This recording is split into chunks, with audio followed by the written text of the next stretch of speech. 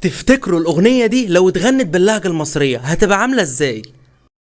لجي لهلج واقول لهم احب هندتكم الحلوه، واذا ما يرضى ينطونج ابوقج بوقه بالقوه. بصوا انا شخصيا معرفش هتبقى عاملة ازاي، بس هجرب معاكم في الفيديو ده ان اغير كلامها واغنيها باللهجة المصرية، وخلينا نشوف مع بعض هتبقى عاملة ازاي. وانت كمل الفيديو للاخر، واللي تعجبه باللهجة المصرية اكتر يدوس على السهم اللي تحت الكومنتات، وبعدها يدوس على كلمة نسخ الرابط، واللي ما تعجبوش باللهجة المصرية يكتب في الكومنتات الاصلية احلى.